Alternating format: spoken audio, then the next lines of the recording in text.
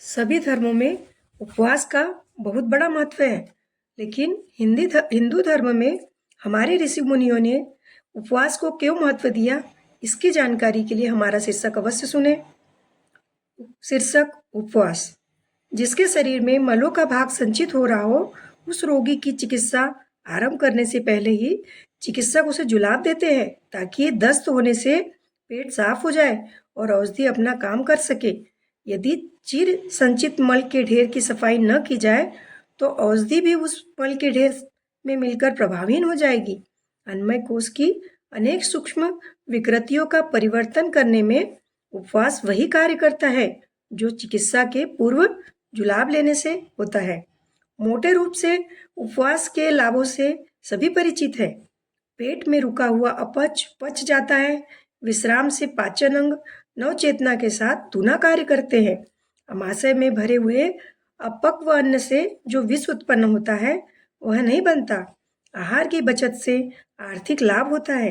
ये उपवास के ऐसे लाभ है जो हर किसी को मालूम है। डॉक्टरों का भी यही निष्कर्ष है कि स्वल्पाहारी दीर्घजीवी होते हैं जो बहुत खाते हैं, पेट को ठूस ठूस कर भरते हैं, कभी पेट को चैन नहीं लेने देते, एक दिन को भी उसे छुट्टी नहीं देते। वे अपनी जीवनी संपत्ति को जल्दी ही समाप्त कर लेते हैं और स्थिर आयु की अपेक्षा बहुत जल्दी उन्हें दुनिया से बिस्तर बांधना पड़ता है।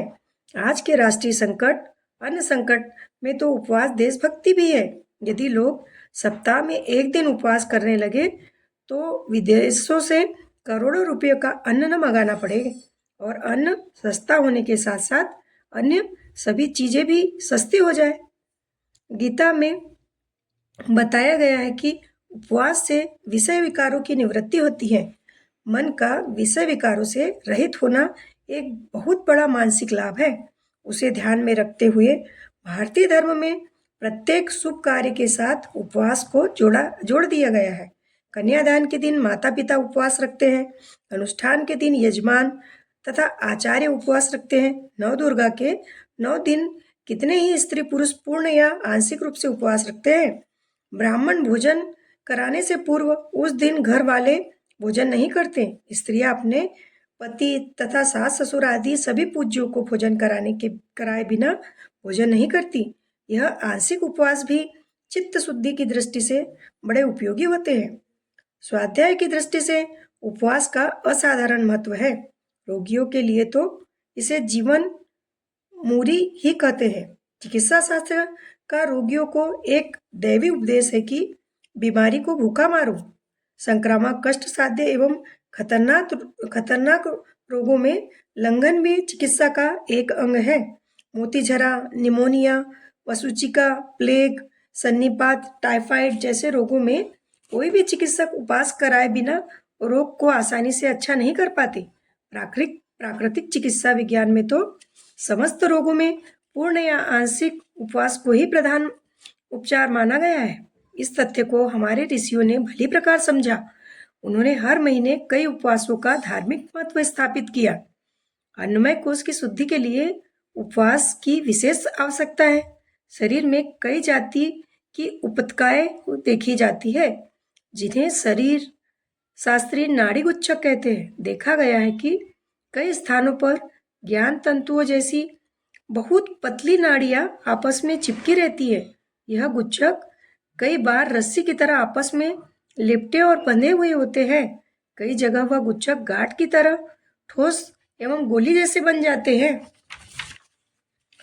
उपवास का उपत्यकाओं से संशोधन, परिमार्जन और सुसंतुलन से बड़ा संबंध है। योग साधना में उपवास का एक सुविस्तृत विज्ञान है। अमुक अवसर पर, अमुक मास में, अमुक मुहूर्त में, अमुक प्रकार से उपवास करने का अमुक फल प्राप्त होता है। ऐसे आदेश शास्त्रों में जगह जगह मिलते हैं। ऋतुओं के अनुसार शरीर की 6 अग्नियां न्यूनाधिक होती रहती है। उष्मा, बहुव्रत, वाची, रोहिता, आत्पता, व्याति। यह 6 शरीरगत अग्नियां ग्रीष्म से लेकर वसंत तक 6 ऋतुओं में क्रियाशील रहती है। इसमें से प्रत्येक के गुण भिन्न भिन्न है। पहला उत्तरायण, दूसरा पहला उत्तरायण, दक्षिणायन की गोलार्ध स्थिति, दूसरा चंद्रमा की घटती बढ़ती कलाएं, तीसरा नक्षत्रों का भूमि पर आने वाला प्रभाव, चौथा सूर्य की अंश किरणों का मार्ग। इन चारों बातों का शरीरगत ऋतु अग्नियों के साथ संबंध होने से क्या परिणाम होता है, इनका ध्यान में रखते हुए ऋषियों ने ऐसे पुण्य पर्व निश्चित किए हैं जिनमें अमुक विधि से उपवास किया जाए तो उसका अमुक परिणाम हो सकता है। कार्तिक कृष्णा चौथ, जिसे करवा चौथ कहते हैं, उस दिन का उपवास दाम्पत्य प्रेम बढ़ाने वाला होता है, क्योंकि उस दिन की गोलार्ध स्थिति, चंद्र कलाएं, नक्षत्र प्रभाव एवं सूर्य मार्ग का सम्मिश्रण परिणाम शरीरगत अग्नि के साथ समन्वित होकर शरीर एवं मन की स्थिति को ऐसा उपयुक्त बना देता है जो दाम्पत्य सुख को सुदृढ़ एवं चिरस्थायी बनाने में बड़ा सहायक होता है। इसी प्रकार के अन्य व्रत उपवास हैं जो अनेक इच्छाओं और आवश्यकताओं को पूरा करने में तथा बहुत से अनिष्टों को टालने में उपयोगी सिद्ध होते हैं। उपवासों के 5 भेद होते हैं। पहला पाचक, दूसरा शोधक, तीसरा सामक, चौथा आनक और पांचवा पावक।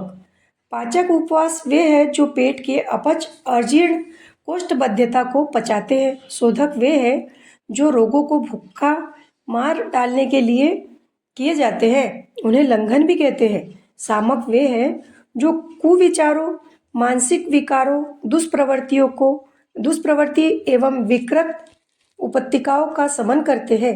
आनक वे हैं जो किसी विशेष प्रयोजन के लिए दैवी शक्ति को अपनी ओर आकर्षित करने के लिए किए जाते हैं। पावक वे हैं जो पापों के प्रायश्चित के लिए होते हैं। आत्मिक और मानसिक स्थिति के अनुरूप कौन सा उपवास उपयुक्त होगा और उसके क्या नियमोपनियम होने चाहिए, इसका निर्णय करने के लिए सूक्ष्म विवेचन की आवश्यकता होती है। साधक का अन्नमय कोष किस स्थिति में है, उसकी कौन सी उपत्तिकाएं विकृत हो रही है, किस उत्तेजित संस्थान को शांत करने, किस मर्म स्थल को सतेज करने की आवश्यकता है, यह देखकर निर्णय किया जाना चाहिए कि कौन व्यक्ति किस प्रकार का उपवास कर। प्रत्येक उपवास में यह बातें विशेष रूप से ध्यान रखते हैं। पहला, उपवास के दिन जल बार बार पीना चाहिए, बिना प्यास के पानी पीना चाहिए। दूसरा, उपवास के दिन अधिक शारीरिक श्रम नहीं करना चाहिए। तीसरा, उपवास के दिन यदि निराहार रहा जाए तो अल्प मात्रा में रसीले पदार्थ, दूध, फल आदि ले लेना चाहिए।